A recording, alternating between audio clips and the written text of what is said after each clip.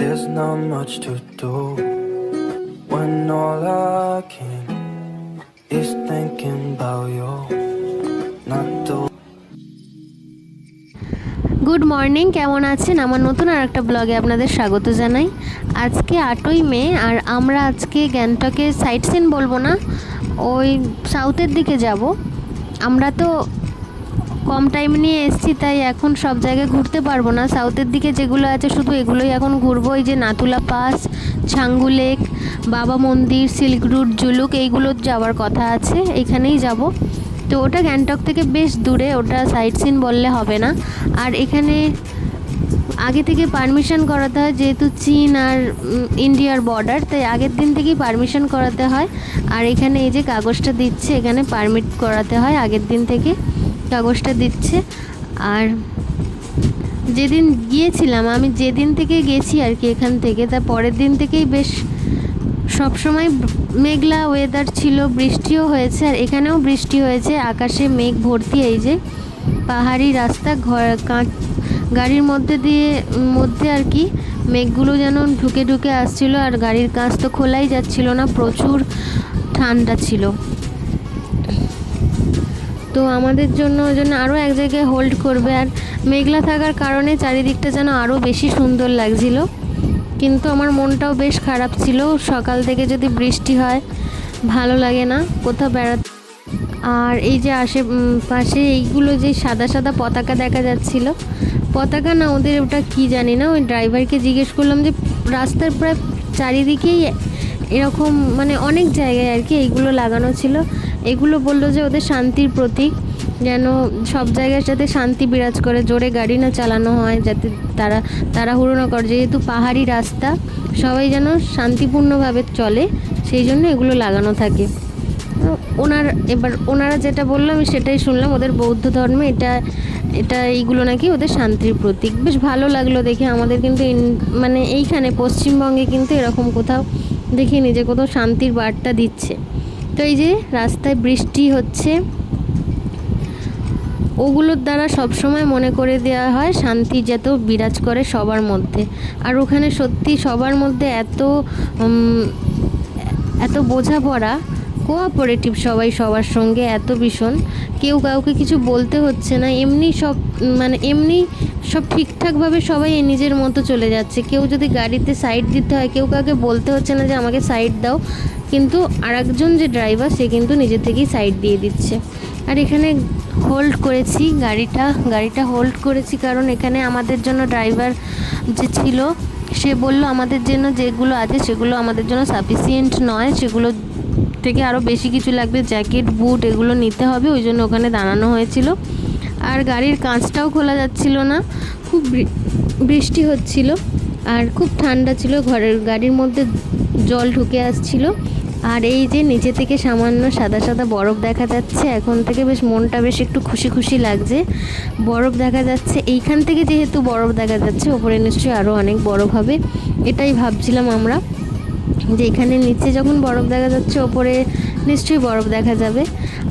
আর এই যে ওই যে গাড়ির কাঁচটা যেহেতু খোলা যাচ্ছিল না, ওই জন্য গাড়ির কাঁচে অনেক জলও ছিল, ওই জন্য ভালো করে স্পষ্টভাবে বোঝা যাচ্ছে না হয়তো।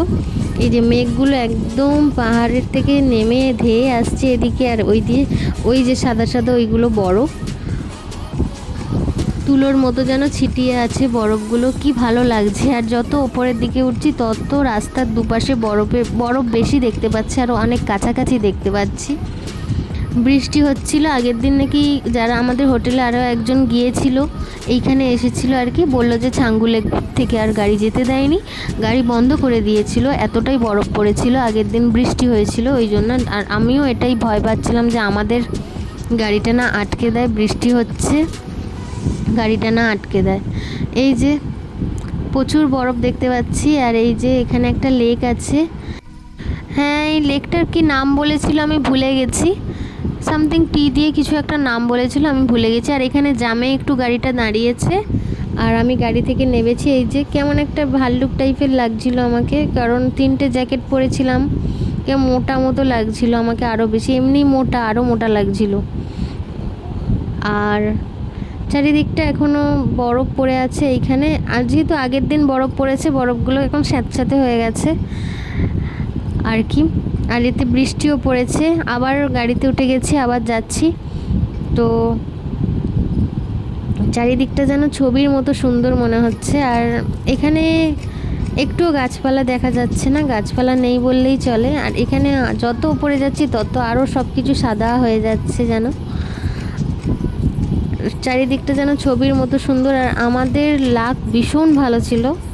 আমি ভয় পাচ্ছিলাম বৃষ্টি হচ্ছিল বলে, তো বৃষ্টি হচ্ছিল বলেই কিন্তু স্নোফলসটা আমি দেখতে পেয়েছি। মে মাসের 8 তারিখে স্নোফলস দেখেছি। এই গরমে, যেখানে 42-43 ডিগ্রি গরম আমাদের পশ্চিমবঙ্গে, সেখানে মে মাসে ওখানে গিয়ে স্নোফলস দেখছি, এটা আমার কাছে বিশাল বড় ব্যাপার। তো স্নোফলস আমার কাছে এই প্রথম আমি স্নোফলস দেখছি, এর আগে কখনো স্নোফলস দেখিনি, তাই আমি খুব এক্সাইটেড। তো পাহাড় অনেক দেখেছি কিন্তু স্নোফলস আমি দেখিনি, এই প্রথম, তাও এই মে মাসে। এটা আমার কাছে অনেক বড় কিছু পাওয়া। তো এই যে এখান দিয়ে যাচ্ছি, তো স্নোফলস হচ্ছে এখানে। এবার তো পুরোটা আমরা তো যাওয়ার ইচ্ছা ছিল কিন্তু যেতে পারিনি। নাথুলা পাস অবধি গিয়েছিলাম। তারপরে মাম্মামের দাদু অসুস্থ হয়ে পড়েছিল, যেহেতু এখানে অক্সিজেন লেভেল অনেক কম থাকে। আর অক্সিজেন সিলিন্ডার নিয়েছিলাম, আর মাম্মামও অসুস্থ হয়ে গিয়েছিল, তাই বেশি রিস্ক নিইনি, একটুখানি নেমেছিলাম এখানে। এই যে মাম্মামও নেমেছিল এখানে। এখনও পুরোটা পৌঁছায়নি। এই যে এখানে থাকতে পারিনি, স্নোফলসটা দেখে আমরা থাকতে পারিনি, গাড়ি থেকে দাঁড় করিয়ে গাড়ি থেকে নেমেছিলাম। আর এই যে এখানে চলে এসেছি, এখানে অনেক লোক ছবি তুলছে, অনেক কিছু করছে। এখানে মাম্মামও আনন্দ করছে, সবাই নেমেছে। তো আমরা আর ওপরে উঠিনি। তো মাম্মামও অসুস্থ হয়ে গিয়েছিলো, মাম্মামের দাদুও অসুস্থ হয়ে গিয়েছিল, ওই জন্য আমরা আর রিস্ক নিইনি। এখান থেকেই আমরা ব্যাক করেছিলাম, কারণ ঘোরা জীবনে অনেক হবে। মানুষ সুস্থ থাকলে অনেক ঘোরা হবে, অনেক অনেক কিছু জীবনে পাওয়া যাবে, কিন্তু মানুষটাকে আগে, আমাদের কাছে ঘোরার থেকেও আগে ওরা ইম্পর্টেন্ট। তাই তাড়াতাড়ি করে আমরা গাড়ি ঘুরিয়ে বলেছি যে চলো। আর আমরা বাবা মন্দিরও, তেমন ওল্ড বাবা মন্দির যেটা জুলুক সিল্ক রুট, ওখানেও যাইনি, কারণ বললাম যে জীবনে থাকলে ঘোরা অনেক হবে। এই যে এটা নিউ বাবা মন্দির। আর যাওয়ার পথে ছাঙ্গু লেক ছিল, ছাঙ্গু লেক দেখে নিয়েছিলাম।